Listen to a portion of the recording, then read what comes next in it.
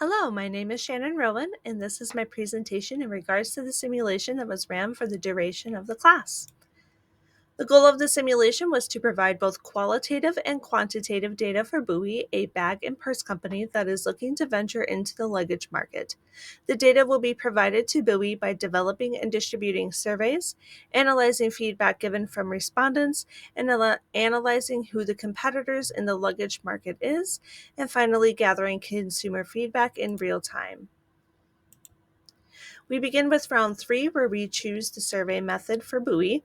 My proposal was to use a sample size of 5,000 category users, a duration of 4 weeks for the survey, and the cost per survey would be $2.50. There would be 15 to 20 sources researched over the duration of 2 weeks, with a comprehensive summary report at the end with recommendations. And then finally, unobtrusive behavioral observations by experts on how customers interact with the product. However, the feedback was to, in fact, pull back a great bit. Have 1,000 category users surveyed instead, therefore, the cost per survey could be higher. Shortening the resources and time would be a cost saver for the business. And then the final option was to have a focus group instead, with 4 cities being targeted. This round was a great eye opener for how much the other options can work just as well for businesses. In round 4, we selected the competitors for Bowie along with key features and price ranges based on customer feedback. Destination Bags, Go Time, and Jack's Fly Pack were established as the top 3 competitors. The key features that consumers reported they were in demand for included things like the material of the luggage, color, the wheels, and of course, safety components. Customers then stated that the price they would be comfortable paying for luggages would be 100 to 155 for the small, 250 for the medium, and then 345 for the large. With the competitors established, it was time to turn the attention towards establishing a great guide for the moderators to follow when conducting the focus group testing. Based on feedback, the introduction that was proposed needed improvement to remain unbiased. The icebreaker round included having the consumers talk about their animals and what kind of pet technology they were currently using. The questions that were posed to consumers, including probing questions, open-ended questions, and for consumers to select from a provided list of features they would be interested in. Then it was Bowie's turn for the moderator guide to be developed for the focus groups. Again, the introduction proposed needed to be improved to be more unbiased. However, the icebreaker round included having consumers introduce themselves, talk about the trips they took, and how they pack for different trips. The question bank proposed included multiple open-ended questions. However, feedback stated that improvements need to be made for these questions to be able to be posed to the focus group.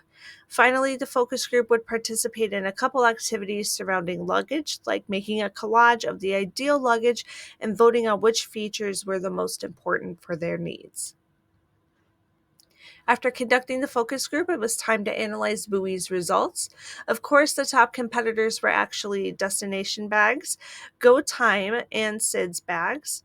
The features that were in high demand were antimicrobial interior fabrics, muted colors, ergonomic handles, spinner wheels, and TSA-approved locks.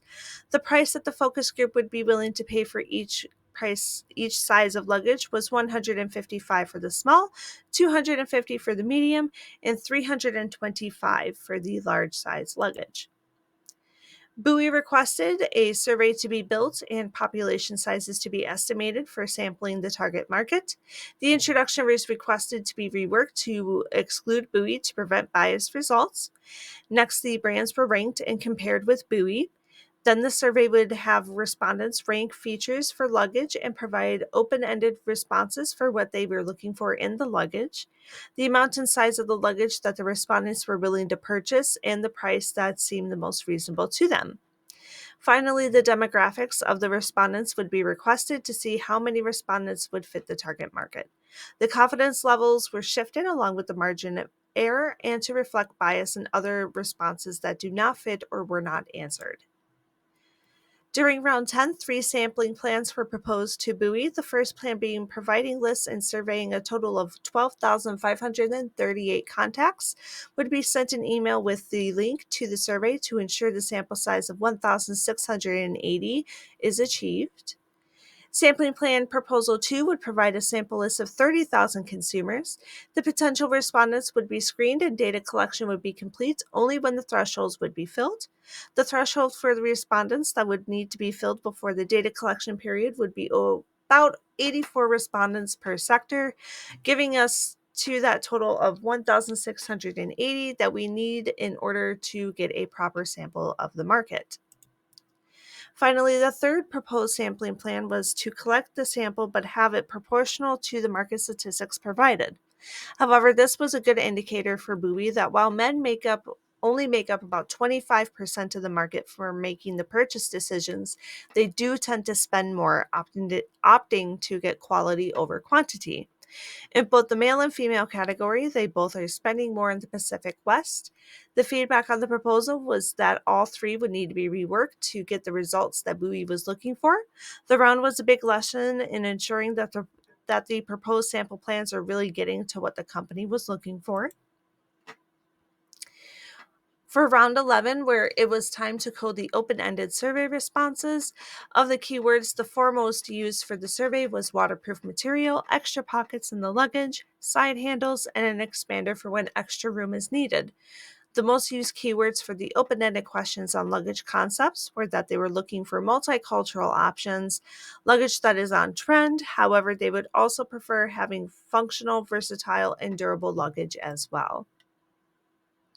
And then finally, it was time to build a final report to deliver to Bowie with all of the findings.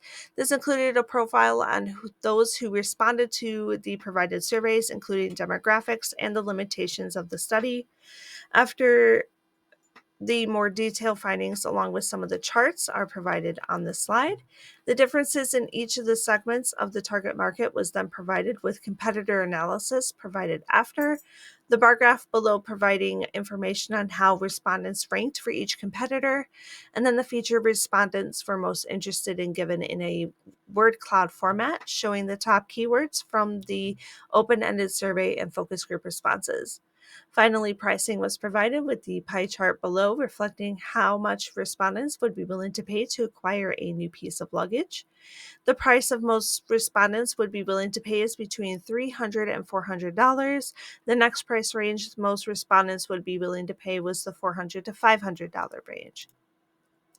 In conclusion, the simulation was a bit challenging, but it fit very well with the learning material so that as long as the learning material was followed every week, the rounds went very easy. The market research sense in practice, building a survey and analyzing responses is far more complex. It's all about the details about what is being built and presented to potential respondents, but also how to prepare and present the data and responses from the surveys and focus groups. It was by no means a perfectly done simulation, but mistakes are a learning opportunity. So thank you for watching my presentation.